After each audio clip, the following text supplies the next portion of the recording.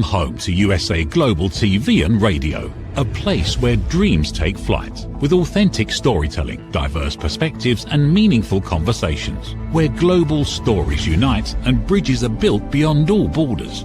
Discover world-class education, entertainment, hope and inspiration. Together, we're building bridges worldwide. Subscribe to our channel, USA Global TV. Download our app, USA Global TV. Be our guest or join our team. Visit usaglobaltv.com. Thanks to our founder and executive producer, Dr. Jacqueline Kerbeck. Music score by Yeffy Tang from Cloud Road Music. Voiceover artist Mike Porter. Creative direction by Paul Garcia. USA Global TV and Radio, your home for global connection. All rights reserved. This video and its contents are the exclusive property of USA Global TV and Radio. Unauthorized use, duplication or redistribution in any form is strictly prohibited. Welcome to my new show called Beyond Survival on the USA Global TV and Radio Network. For those that don't know me, I already have a show called This is Phlox that is dedicated to raising awareness for fluoroquinolone toxicity. In 2021, I took 3 pills of an antibiotic called ciprofloxacin, and within 5 months lost over half of my body weight and entered into hospice at 60 pounds. By some miracle, I survived, and I'm here to tell my story. And even though I am on palliative care, I still need 24/7 care, and I'm doing this show from my hospital bed. I'm doing more than just surviving. People ask me all the time, how did I survive? How did I stay mentally strong? And that's what prompted me to do this show. We have all been through traumatic experiences, and each and every one of us has a story to tell. And I truly believe we can learn from each other. We can learn from listening to each other's stories. This show is not focused on fluoroquinolone toxicity like This is Phlox. Rather, each guest on this show will talk about a situation they had to overcome. How did they get through it? How did they keep their spirit intact? What gave them hope? And what lessons do they have to share with the rest of the world? Each episode will come together as a compilation of lessons, and that in turn will give everyone watching this show the greatest lesson in life: how to do more than just survive. My special and first guests of the series are Michelle and TC Cunha. They have known each other since they were 10 years old, became high school sweethearts at 16, and have been together for the last 29 years. When they started dating, TC already had a daughter at the age of 15, and at 19, TC and Michelle had their own son, leaving them with 2 children under the age of 4. As you can imagine, this catapulted them into adulthood, and they did what they were taught to do: work hard, build a home, and do all the right things. But as luck would have it, a series of events happened that caused Michelle and TC to raise their grandson as his grandson lost both of his parents, one of which is their daughter, Ashley. Today, Michelle is a 3-time business owner running a catering company, a travel agency, and she's an ordained minister. TC has been a salesman at the same company for over 20 years, and today they're going to share their story of love, loss, and resiliency. So with that, I'll welcome TC and Michelle to the show. Hi. Hi. Nice to have you. You too. Thank you, first off, Talia, for even asking us to be on, and obviously Dr. Jacqueline and the whole network for having us. We're so honored to be here, especially for your first episode. I know. I know. So to kick off the show, can you tell us what it was like when you two got together? And TC already had a daughter at 15 years old. So I want to say before you answer, some people are going to be like, oh, when they hear that. But where we grew up, we all grew up in the same city. It's not that this was common, but it was not uncommon. It wasn't uncommon to see a pregnant girl walking through the halls at school. So I know some of you would be like, but that's just how we grew up. So what was that like? 15 years old, and TC has a daughter. Yeah. Yeah. So as you mentioned, we first met when we were 10. I was in a different middle school and had transferred into middle school. So it's funny, our grandson is about to be 10. And I'm like, can you imagine him meeting the love of his life right now? I definitely couldn't. And ironically, a year later, he left that middle school and went to the one that I came from. So we didn't talk again until high school. And he had a girlfriend, and obviously, as he just mentioned, he had a baby at 15 years old. After they broke up, the baby was about 10 months old, and then him and I started kind of hanging out and started dating. And she was obviously part of the package. So I didn't just fall in love with him. I fell in love with her too. So yeah, and here I go starting already telling you. I know.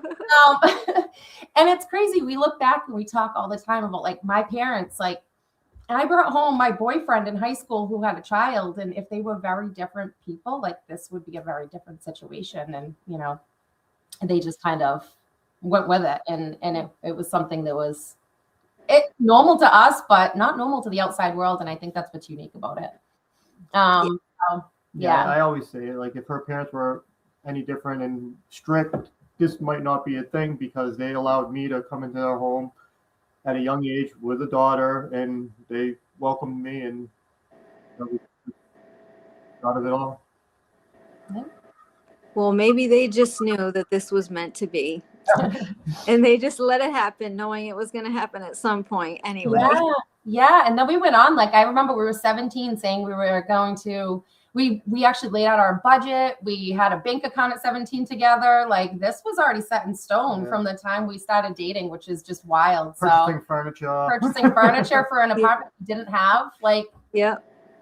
Absolutely wild. Like, if we look back at it. And then we had our son when we were 19, like you mentioned. And now here we are, 19 years old, 2 kids under the age of 4. And we didn't want to be, I guess what people would say is the teenage parent statistics. And we didn't hang out with friends. We didn't do much of anything. It was all about the kids and what you would think the traditional like story would be. We bought our house in our 20s. We got married. We did the Disney trips and the family holidays at our house, and everything that I thought, is obviously, like you said, the right way, and how people would think you should go about things and not falling into that hole of teenage parents.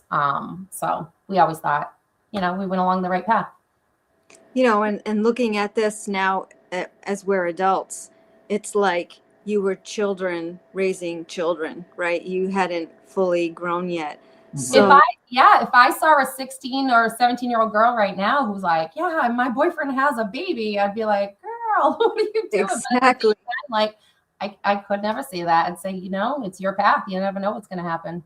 And now doing it in our when we started in our 30s, you look at it completely differently. Yeah, because we restarted in our 30s with our grandson. Yeah. Yeah. So, leads me to the next question, which we'll get into it, because this all did happen at such a young age. So I know, why don't we just say this? Can you please share whatever you are comfortable sharing about story of Ashley, which is TC's daughter at 15? This is who we're talking about, and became the both of your daughter, obviously, but can you please share with us what happened? Well, we got custody of her when we were 20. She was only 5 years old. So he was a 20-year-old guy getting custody of his daughter through the courts. So I think that was a huge deal. And then her mother pretty much was out of the picture after that. So pretty much doing it on our own with no help from her biological mother. And there was a lot of traumatic stuff that happened during the time her mother did have custody of her biological mother. And then after we got custody, we try to set the right path in motion with the family time and vacations and doing all the, like I said, the quote unquote normal stuff that normal families would do. Yeah, and we were the house where everybody kind of hung out and all the kids were here, and everything seemed really, really good until probably middle of high school time. Yeah, with her for the most part. It was starting to get around the wrong crowds, and she was the life of the party, always wanted to be involved. She was social. Yep, she definitely loved the social life, and if she wasn't involved, she had the FOMO, and there was always something. Yeah, so yeah, it just Yeah, we obviously think that kind of led her down that path where, they were experimenting with things. She was very stubborn, didn't want to listen to us in high school, that was for sure.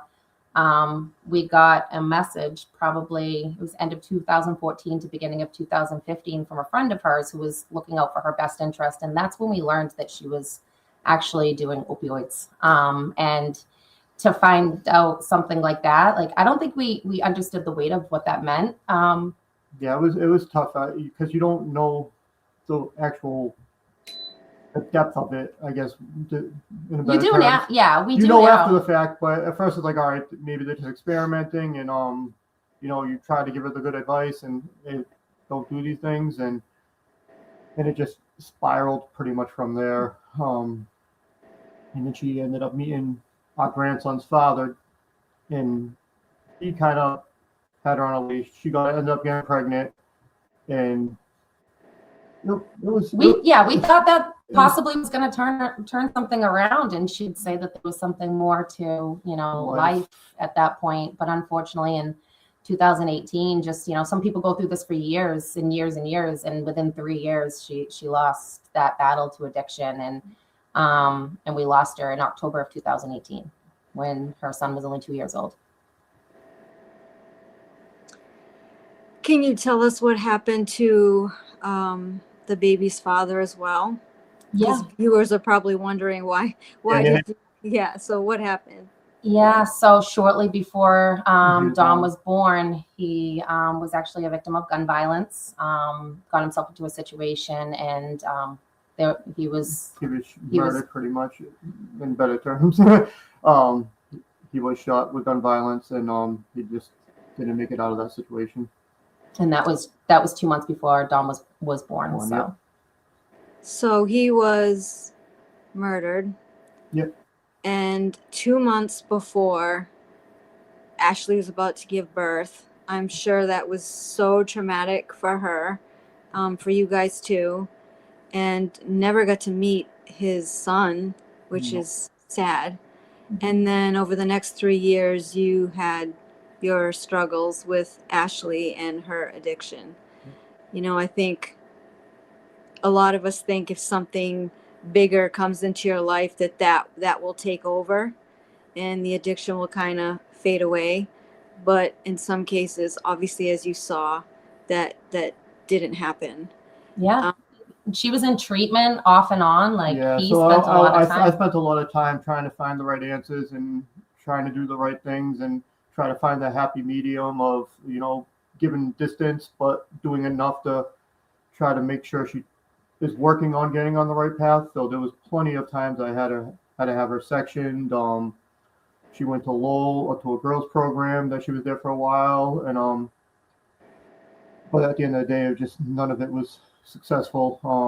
And understandable. It's just thinking as a person that has addiction, you get so deep into that hole, and you don't see a light to get out of that tunnel, and it was a tough situation. And like I said, there's so many things that I tried to do, and hopefully I was doing the right things. And you never know. Everybody's personality is different when you're dealing with addiction, and how to help them. And I wanted her to try to figure out. She has so much life to live. She has a son to worry about. We just kind of lost that battle with her. And yeah, it was tough. It was tough. There was a lot of sleepless nights looking at my phone, watching the text, hoping to hear from her.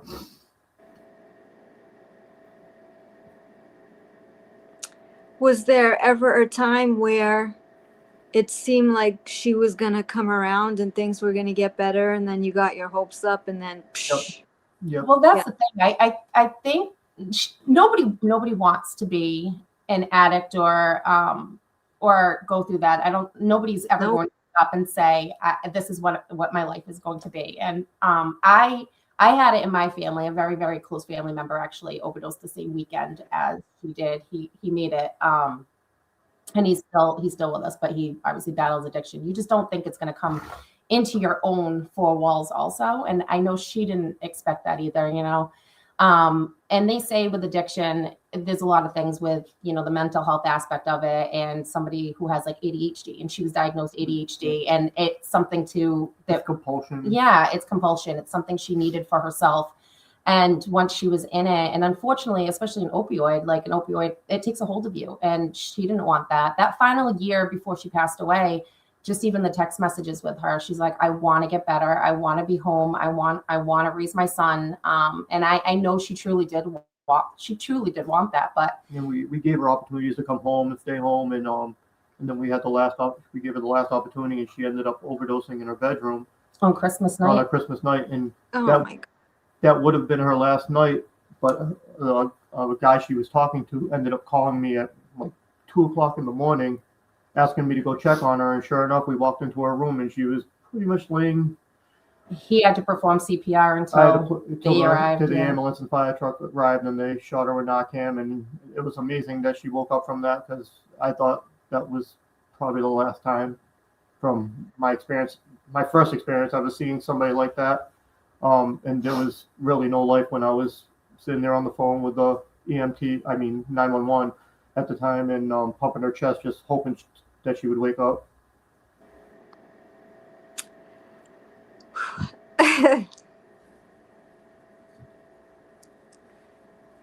That was the hardest thing, because that's when we had to make the decision that she couldn't come back home, because we had Dom in the house, and we didn't want to risk her having that stuff in the house and something happening to him. Like, he had to become top priority. So he had her. That's when he had her sectioned the last time, and she was gone for like 7 months and was clean. And she ended up getting arrested out in New Hampshire in a sober house. And she was actually had nowhere to go in New Hampshire, and I didn't want her homeless out in a strange place. So I made the decision to go pick her up, bail her out of jail, and bring her back to Taunton. But she was staying with my mother, just till we could figure out the next steps. And we actually were waiting for a bed at Stepping Stone. And unfortunately, 3 days later, she passed away. My mother had called me and said that Ashley had locked herself in the bedroom. And I'm like, well, that's not abnormal. And so gave it a little bit of time. My mother had called me the next day, said she's still in there and she's locked in there. And I knew there was only two things that could have happened. She locked that door and walked out of that apartment to make it seem like she was in there. Well, she was no longer with us, and unfortunately, she was no longer with us. I remember when this happened, and I kept thinking, oh my God, how are these two going to get past this? They've been struggling for so long with this, and obviously there was no shortage of love for your daughter. That was very obvious. So I think the hardest thing is, you can post on, say, social media and say, my child has this illness and I'm asking for prayers. And that's one thing. There's such a stigma around addiction that, one, you don't want to put that person out there, but two, it's how do people look at you or perceive you? We're an open book. We're the type that, we'll tell you anything. We'll share anything. And at the end of the day, though, we weren't putting her stuff out there. So I don't think a lot of people outside of our inner circle would have even known that that's what we were going through. Yeah. And, I truly believe that one of the worst tragedies for a parent is to lose a child. You always think you're going to go before your children. And oftentimes when children pass away, like for you, you said it was October 2018, right? They get stuck in 2018 for a little while, or sometimes they get stuck in 2018 forever. But you guys didn't do that. So how did you keep going? Like, what kept you moving forward? Well, there wasn't just one thing. And we lost a child and gained a child. There was that aspect of it. It wasn't just we had lost, we actually gained. So even trying to balance all that out, even to this day, I still will walk over into the living room and see him sitting there And I'm like, wow, how did this all happen? How did we get here? Yeah, it is amazing. And obviously we had another child. Our son was 18 at the time that she had passed away. So he wasn't young. He had already graduated high school and all, but you know, at that point, there's other people who are also dealing with it, not just us. So. And yes, we took our time to grieve, and it's just life moves on. It really does. And it's either you can't change what's happened in the past, you can only affect what's going on in the future. So I mean, I always try to keep that mentality going forward. But yes, I could just be driving on the road and think about it and bust into tears. It's just it almost doesn't feel real. There's sometimes where like she was gone for so long at times that you don't even realize that it's still reality until it reminds you, even 8 years later. Yeah, I don't think wounds like that ever heal, no matter how much time has passed. So I'm going to ask you guys this question. Now that all these years have passed, these 8 years, if you had 1 hour with Ashley today, what would you say to her? I think that's the hardest one, because I think your first go-to is, you know, why, what could we have done differently, and ask her those questions. But I think that that's a huge waste of time. Well, I always say, like, the life she was living must have been miserable for her. We just want to know that she's happy now and that this was the right. And I just want to know that she's at peace. Like, that was really what maybe got me through it. It's just thinking she's at peace now, because I knew what had been done living that life. But yeah, it's just I would just want to know that she's loved. She was always loved. I mean, I grew up with her. I had her. I was 15. She was a bit part of my life and my growing phase. So yeah, I would just want to make sure she's at peace and just let her know she was loved, and we all miss her. And she's missing out on so much. I think that's the biggest thing, is if you have that 1 hour, is just to kind of show her, talk to her about what, you know, what's been going on, you know, what does she think? And she has a nephew now, and yeah, there's a lot that she's missed in the last 8 years. And my son loved her to death. Our son loved her to death, and like, I mean, everything. He puts her in the forefront with his son, and you could just tell he wishes she was here to see him grow up and have a kid and see her nephew. Yeah, it's tough. It's tough. Just thinking about it, it brings up all the emotions. Yeah, I understand that. Thank you for sharing that with me. I know this isn't easy, but if there's one thing I know she knew she was loved. And if there is somewhere up there, as they say, you know, when she's looking down, I'm sure she knows how blessed she is that you two have taken over and take such good care of Dom for her. And you really do honor her memory all the time, which is very admirable. No matter how painful it is, you still honor her and talk about this. Oh, and Dom reminds me every day. He's just like her. We called her, we always said she had Ashleyisms, and he has Ashleyisms. It's just the most wild thing, because he didn't really know her. He was 2 when she passed, and he laughs just like her. And the laugh is something that I love the most about her, was the way she laughed. He does the exact same laugh. So it's almost like we get to relive that. And sometimes we say that, like, his humor and the way he brings up things. Like, I got into a car accident. It's like, oh, somebody doesn't know how to drive. And that's exactly how she would say it. With all of this, you know, the struggles you went through with addiction and losing your daughter and moving on, and I think you guys have done a great job of moving on with your lives, obviously still respecting Ashley. What's the biggest life and lesson that you've learned so far that you could share with other people? If you could give them one lesson, each one of you can respond, or the both of you together, it doesn't matter. For me, it's like nothing's really that important. Your life could change at any moment. The trajectory of what you think is going to happen could change at any moment, and you know just as well, Talia, like, anything could change your life don't take it all so seriously. We're only here for a short time.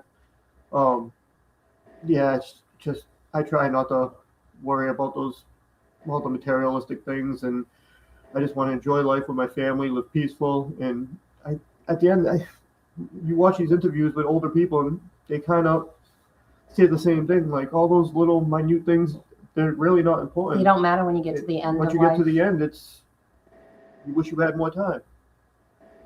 Yep. Trust me, I get that one for sure. My big thing is also, I think people don't realize, again, there is the stigma in our situation, which is, not unique. I had posted, and it's funny, Talia, when you had asked me to do this, I was like, what's our story really matter? And I know I've said that to you. And then 2 weeks later, one of my Facebook memories popped up, and I had shared 10 months before she passed that 136 families had lost a loved one to an overdose every single day in the year prior. That has doubled now. And I think that's the biggest thing, is to know that there is almost 300 families losing their loved one to an overdose every single day. So like those numbers are astounding, and it's just as big as any other type of, disease or things that are taking our loved ones. And the numbers are huge. There's more people than you know that are going through this. And I will post the littlest snippet about her, and people will reach out to me. And I have moms that reach out and say that they're currently going through it and they don't know where to turn. They can't talk to anybody about it because they're afraid to. They're afraid of how they'll be looked at. I remember seeing on social media people before Ashley passed saying very derogatory things about people with addiction, and me sitting there wanting to scream through the computer and be like, you have no idea. These aren't just an addict. This is Ashley. This is this person. They have names. They're people. They're our children. They're our siblings. And it was tough because when she passed and we posted how she passed, we actually got posts from some of those same people saying, wow, like these are great parents. You would never have expected this. And I'm like, maybe that puts it into perspective for some people. So I feel for the people. Yeah, I feel for the people who are currently going through it, who feel like they have this cloud over them, because we were there. We were in that cloud, and we know what that felt like. And it is freeing to not have that cloud over us, and to be able to talk about it and let people know that, if you do ever want to reach out, I'm completely here. I've found tons of resources on top of that for people who are going through it. Resources I didn't even know about when we were going through it. Yeah, and the guilt never leaves, because you always feel like you could have done something more. So it's just you're going to live with it for the rest of your life. The guilt's always going to be there for me, to know that if maybe I did something wrong, or should have did something differently, or could have done more. But the past is the past. I can't change it. I can only move forward and help Dom become a good young man. You mentioned when I first asked you to be on the show, and you were like, what do you mean? Like, I don't have a story to tell. I'm like, what? Are you kidding me? And, and your point was that so many families deal with this, so it wasn't unique, is what you had told me. But I said the way you guys handled it is unique. And that is what has touched me so much, is that you just took over and did what needed to be done, took care of Dom. You still had your other son you have to take care of. You still kept going on with life. And the fact that you look back and think that you didn't do anything extraordinary actually says a lot about the two of you as people, right? Because it is extraordinary. You did it without thinking. You did it out of love. And for me, I just have so much admiration and respect for the both of you. Seriously, because there are lots of people that would not have taken that her grandson, that would not have dealt with her addiction, right? But you guys did. You did it all the way to the end and beyond, right? You're still doing that now. So I just wanted to throw that out there, because I do think it is something that is beyond survival that you are doing. It's not just like what everybody else is going through. And the other thing I wanted to ask you, when you were saying people were reaching out to you and stuff like that, what advice could you give to the viewers or share who are going through something as similar as you. Like right now, they were going through this with their son, their daughter, their mother, their father, whoever. What advice would you have to share with them? Find community. You feel so alone because none of your friends or most of your family, they don't know what this feels like. A lot of people know what it feels like to have like a sick family member or something like that. This feels hard because you feel like you're also in a role where you need to manage it somehow, whether it's by tough love or by, doing as much as you can. And there's huge communities out there. So we join Facebook groups for a million different things, but there are huge communities of people who have been through this and people who are going through this who can be an ear for you. And you don't have to talk to the people around you because they're not going to understand, but there's enough of us that do completely understand what you're going through. And I think there's more resources now than there was 8 years ago when we lost Ashley. Yeah. So there's definitely a lot more resources now. Yeah. So bringing more light to it. Yeah, my biggest thing is just find your community, find your people, find people who understand what you're going through, because that's critical. It's critical to know that other people. And I think, when we, just because we're open books, I think it's easier if you spark up a conversation with somebody and you find out, and then you might find a resource that you wouldn't expect. I had that happen during a work call, and the lady actually worked for some kind of counseling. I don't remember the name of it. It was 8 years ago. But there was a group of parents that would get together at the local high school, and they would discuss their troubles with their child, a family member, whatever it was. And some had lost children, some were dealing with it currently. But there was groups that you can go sit down at once a week and be able to be around people discuss who know people what you're that know going what through. you're going through. Mm-hmm. How do people find these groups? Online? Like, how did you find them? His just happened to be in conversation, and there's a local one here in Taunton that they do it, and it's grandparents that do get together that are raising their grandchildren for whatever reason, and a lot of them are in the same situation that we're currently in. So there's a lot of Facebook groups that are geared directly towards it. So I always say, Facebook's one of the best places. And even if you don't write in there, maybe if people don't feel comfortable, just reading and seeing what other people's recommendations are or what they've done, I think is huge. And I didn't know about any of those back then 8 years ago at all. Yeah, because even our town now has gatherings every so often to give resources that we didn't have 8 years ago when we were dealing with this. So now there's a lot more resources that are available, especially if you look for it. I think one of the most unfair things about addiction and why there is such a stigma is because people feel that the person can control it and it's their choice. And if you actually do research on addiction, or if you have an addiction yourself, you'll see that addiction truly is a disease. And some people that have diseases get very upset, like, I have a disease that wasn't my fault. This person has a disease because they're choosing to do X, Y, Z. And I think it's very unfair. And I think that these people lose compassion because people don't understand that it is something chemically. It is a disease. I truly, truly believe that. And if the viewers are out there watching this believing that addiction is a disease, then you know how hard it is to get anybody past it. Yeah. Any kind of disease, you never know the outcome. There's no right or wrong. There's no complete handbook. You know what I mean? And so true. I know, yep. I know you guys are going to struggle with guilt. And I know no matter how much anybody tells you not to, you still will. That's just the nature of a parent and loving their child. But I think you guys really did the best and continue to do the best even after she's not here. So talk about loving someone beyond the grave, literally, right? And their son.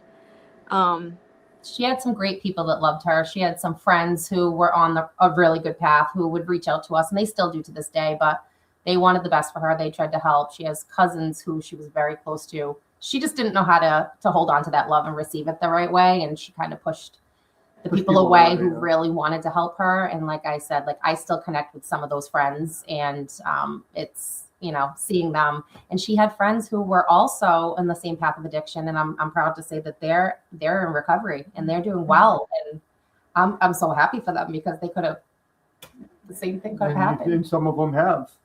Yeah. Some of them did lose, and Yeah. you know, some of them I'm so proud of to hear that they're doing good, you know. Yeah.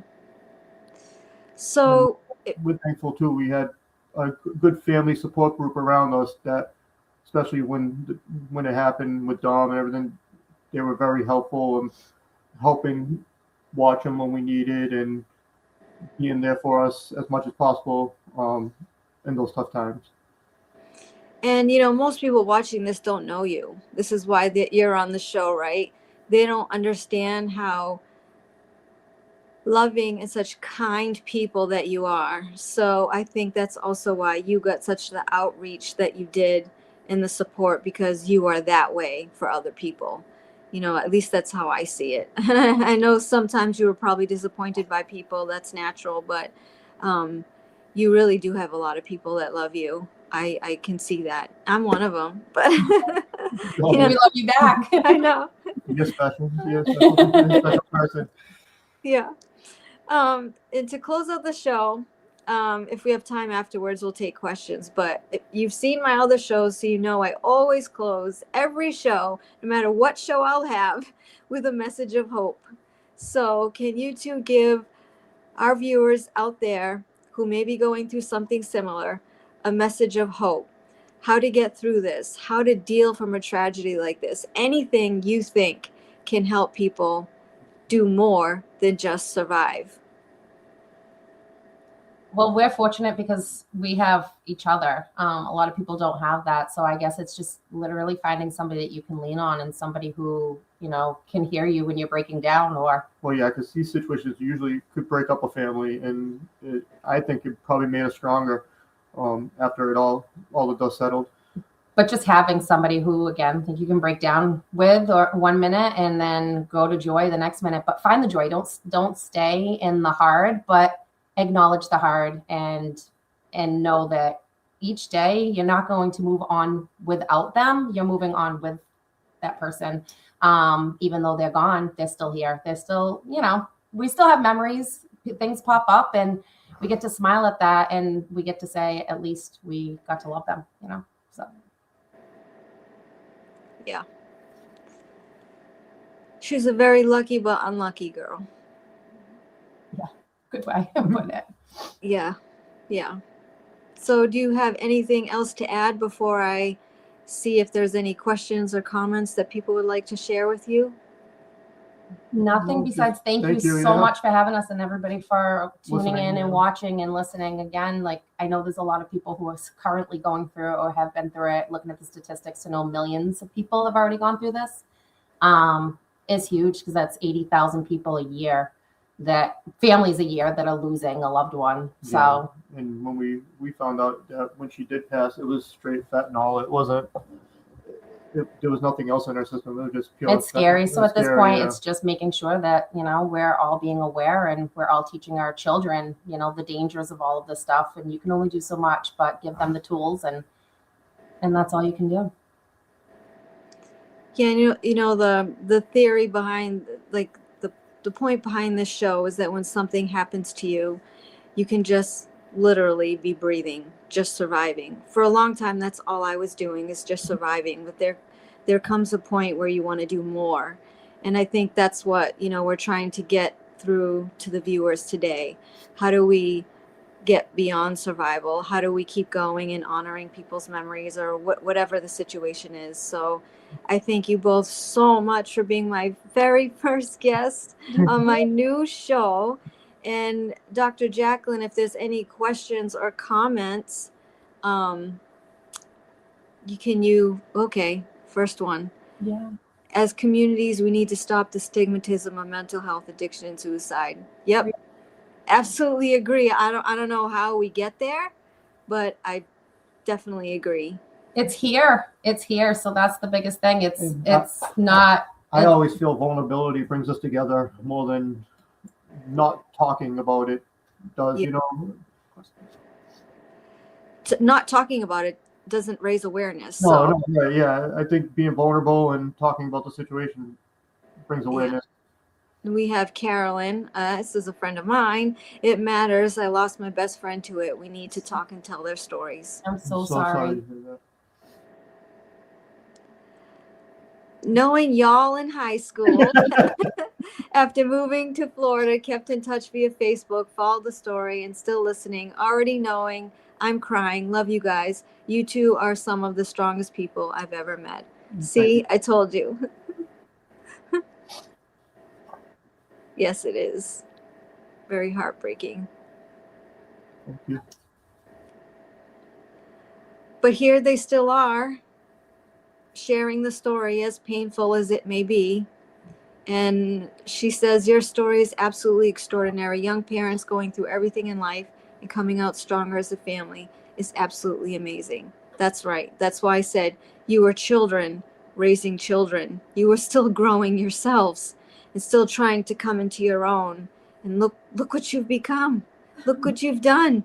It's absolutely extraordinary. It truly is. And that's why I wanted you to be on my show. I think people can learn a lot from the both of you and your story. And, you know. She got my link.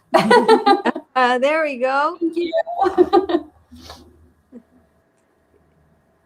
Yep. Yeah. So anybody who's watching who wants to reach out, if you're going through it, I have moms still to this day. Like even recently, I had a mom reach out saying that she was trying to find her child because she knew that they were back into the thick of it, and she was scared. She was really, really scared while I was talking to her. And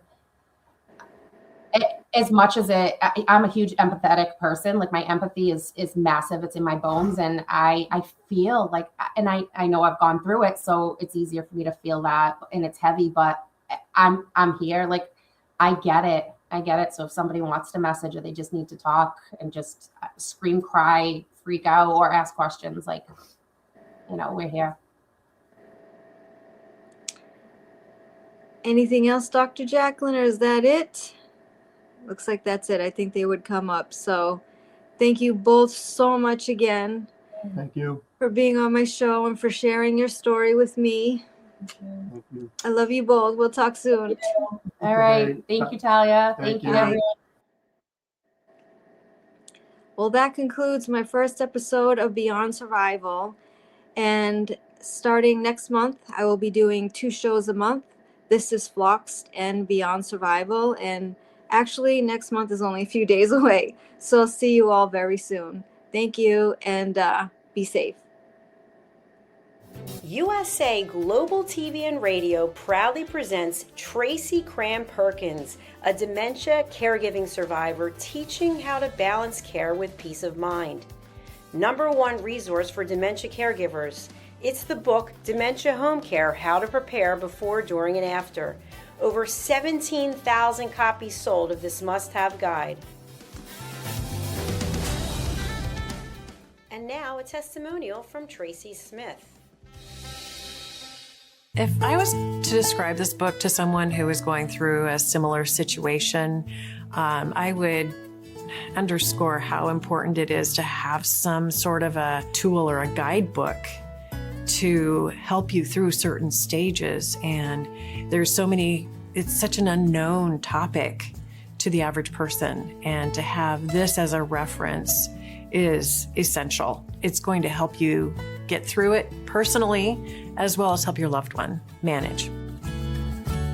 To learn more, go to TracyCramPerkins.com.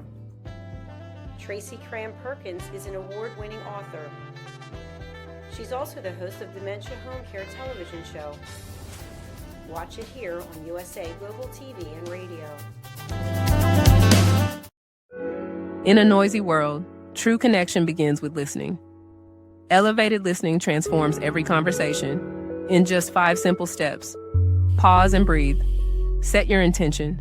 Listen with curiosity. Reflect back. Agree on one next step.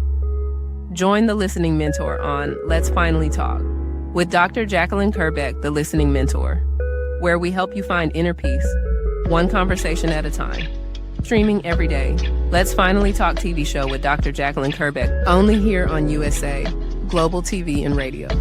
Subscribe to our YouTube channels to watch and engage with all our content. Thank you, viewers and listeners of USA Global TV and Radio, for joining us today. We're honoured to have your time and attention as part of our global community. At USA Global TV and Radio, we believe in the power of authentic conversations, meaningful connections, and creating a world of possibilities together. Want to be part of something bigger?